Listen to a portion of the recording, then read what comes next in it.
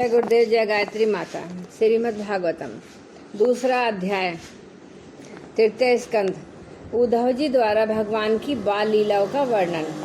श्री सुखदेव जी कहते हैं कि जब विदुर जी ने परम भक्त उद्धव से इस प्रकार उनके प्रियतम श्री कृष्ण से संबंध रखने वाली बातें पूछी, तब उन्हें अपने स्वामी का स्मरण हो आया और वे हृदय भर आने के कारण कुछ भी उत्तर न दे सके।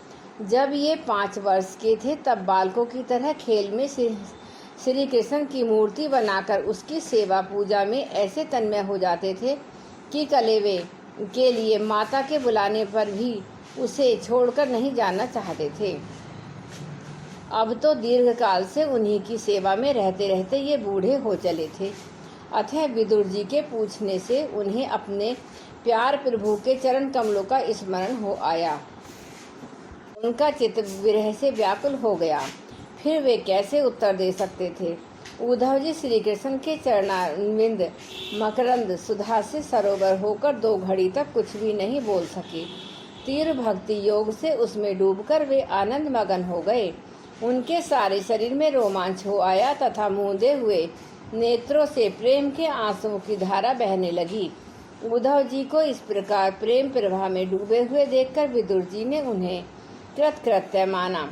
कुछ समय बाद जब उद्धव जी भगवान की प्रेम धाम से उतरकर पुनः धीरे धीरे संसार में आए, तब अपने नेत्रों को पोंछकर भगवान लीलाओं का स्मरण हो आने से विस्मित हो विदुर जी से इस प्रकार कहने लगे। उद्धव जी बोले, विदुर जी, श्री कृष्ण रूप सूर्य के छिप जाने से हमारे घरों को काल रूप अजगर ने खा डाला है। वे श्रीहीन हो गए हैं। अब मैं उनकी क्या कुशल सुनाऊं। ओहो, यह मनुष्य लोक बड़ा ही अभागा है। इसमें यादव तो नितांत भाग्यहीन हैं, जिन्होंने निरंतर श्री कृष्ण के साथ रहते हुए भी उन्हें नहीं पहचाना। जिस तरह अमृत में चंद्रमा के समुद्र में रहते समय मछलियां उन्हें नहीं पहचान सकी थीं। यादव लोग मन के भाव को तोड़ने वाले बड़े समझदार और भगवान के साथ एक ही स्थान में रहकर क्रीड़ा करने वाले थे, तो भी उन सब ने समस्त विश्व के आश्चर्य सर्वांतर्यामी श्री कृष्ण को एक श्रेष्ठ यादव ही समझा। किंतु भगवान की माया से मोहित इन यादवों और इनसे व्यर्थ वैर ठानने वाले शिशुपाल आदि के अवहेलना और निंदा सूचक वाक्यों से भागवत प्राण महानुभावों की बुद्धि भ्रम में नहीं पड़ती थी।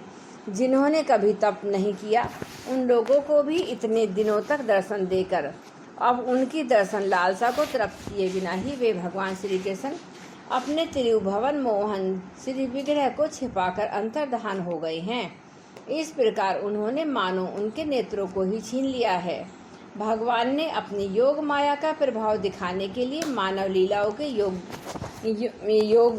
जो दिव्य श्री विग्रह प्रकट किया था, वह इतना सुंदर था कि उसे देखकर सारा जगत तो मोहित हो ही जाता था। वे स्वयं भी विस्मित हो जाते थे। सौभाग्य और सुंदरता की पराकाष्ठा थी। उस रूप में उससे आभूषण भी विभूषित हो जाते थे। धर्मराज युधिष्ठिर के राजस्य यज्ञ में जब भगवान के उस नयनाभिराम रूप पर लोगों की दृष्टि पड़ी थी, तब त्रिलोकी ने यही माना था कि मानव सृष्टि की रचना में विधाता की जितनी चतुराई है, सौभाग्य और सुंदरता की पराकाष्ठा थी। उस रूप में उससे आभूषण अंगों के गहने भी विभूषित हो जाते थे। धर्मराज युधिष्ठिर के राजस्य यज्ञ में जब भगवान के उस नैनाभिराम रूप पर लोगों की दृष्टि पड़ी थी, तब त्रिलोकी ने यही माना था कि मानव सृष्टि की रचना में विधाता की जितनी चतुराई है, सब इसी रूप में पूरी हो गई है। उनके प्रेमपूर्ण हास्य विनोद और लीला में चितवन से सम्मानित होने पर ब्रजबालाओं की आंखें उन्हीं की ओर लग जाती थीं और उनका चित्त भी ऐसा तल्लीन हो जाता था कि वे घर के काम धंधों को अधूरा ही छोड़कर जड़ पुतलियों की तरह खड़ी रह जाती थीं। चराचर जगत और प्रकृति के स्वामी भगवान ने जब अपने शांत रूप महात्माओं को अपने ही घोर रूप असुरों से सताए जाते देखा, तब वे करुणा भाव से द्रवित हो गए। और अजन्मा होने पर भी अपने अंश बलराम जी के साथ काष्ठ में अग्नि के समान प्रकट हुए। अजन्मा होकर भी वासुदेव जी के यहाँ जन्म लेने की लीला करना, सबको अभय देने वाले होने पर भी मानो कंस के भय से ब्रज में जाकर छिप रहना, और अनंत पराक्रमी होने पर भी काल यमन के समान मथुरापुरी को छोड़कर भाग जाना। भगवान की ये लीला याद आकर मुझे बेचैन कर डालती हैं। उन्होंने जो देवकी वासुदेव की चरण वंदना करके कहा था, पिताजी माताजी, कंस का बड़ा भय हो रहने के कारण मुझसे आपकी कोई सेवा न बन सकी। आप मेरे इस अपराध ध्यान न देकर मुझ पर प्रसन्न हो। श्री कृष्ण की ये बातें जब याद आती हैं तब आज भी मेरा चित्त अत्यंत व्यथित हो जाता है। जिन्होंने काल रूप अपने भ्रकटी विलास से पृथ्वी का सारा भार उतार दिया था, उन श्री कृष्ण के पाद पज्ञ राग का सेवन करने वाला ऐसा कौन पुरुष है जो उसे भूल सके। आप लोगों ने राजस्व यज्ञ में प्रत्यक्ष भी ही देखा था। श्री कृष्ण से द्वेष करने वाले शिशुपाल को वह सिद्धि मिल गई जिसकी बड़े बड़े योगी भली भांति योग साधना करके स्पृहा करते रहते हैं। उनका विरह भला कौन सह सकता है। शिशुपाल के ही समान महाभारत युद्ध में जिन दूसरे योद्धाओं ने अपनी आंखों से भगवान श्री कृष्ण के नैनाभिराम मुख कमल का मकरंद पान करते हुए अर्जुन के बाणों से बिंधकर प्राण त्याग किया, वे पवित्र होकर सबके सब भगवान के परम धाम को प्राप्त हो गए। स्वयं भगवान श्री कृष्ण तीनों लोकों के अधीश्वर हैं। उनके समान भी कोई नहीं है। उनसे बढ़कर तो कौन होगा। वे अपने स्वतः सिद्ध ऐश्वर्य से ही सर्वदा पूर्ण काम हैं। इंद्र आदि असंख्य लोकपाल गण नाना प्रकार की भेंटें लाकर अपने अपने मुकुटों के अग्रभाग से उनके चरण रखने की चौकी को प्रणाम किया करते हैं। विदुर जी वे ही भगवान श्री कृष्ण राज सिंहासन पर बैठे हुए उग्रसेन के सामने खड़े होकर निवेदन करते थे, देव हमारी प्रार्थना सुनिए। उनके इस सेवा भाव की याद आते ही हम जैसे सेवकों का चित्त अत्यंत व्यथित हो जाता है। पापिनी पूतना ने अपने स्तनों में हलाहल विष लगाकर श्री कृष्ण को मार डालने की नियत से उन्हें दूध पिलाया था। उसको भी भगवान ने वह परम गति दी जो धाय को मिलनी चाहिए। उन भगवान श्री कृष्ण के अतिरिक्त और कौन दयालु है जिसकी शरण ग्रहण करे। मैं असुरों को भी भगवान का भक्त समझता हूँ, क्योंकि वैर भाव जनित क्रोध के कारण उनका चित्त सदा श्री कृष्ण में लगा रहता था। उन्हें रणभूमि में सुदर्शन चक्रधारी भगवान को कंधे पर चढ़ाकर झपटते हुए गरुड़ जी के दर्शन हुआ करते थे। ब्रह्मा जी की प्रार्थना से पृथ्वी का भार उतारकर उसे सुखी करने के लिए कंस के कारागार में वसुदेव देवकी के यहाँ भगवान ने अवतार लिया था। उस समय कंस के डर से पिता वसुदेव जी ने उन्हें नंद बाबा के ब्रज में पहुँचा दिया था।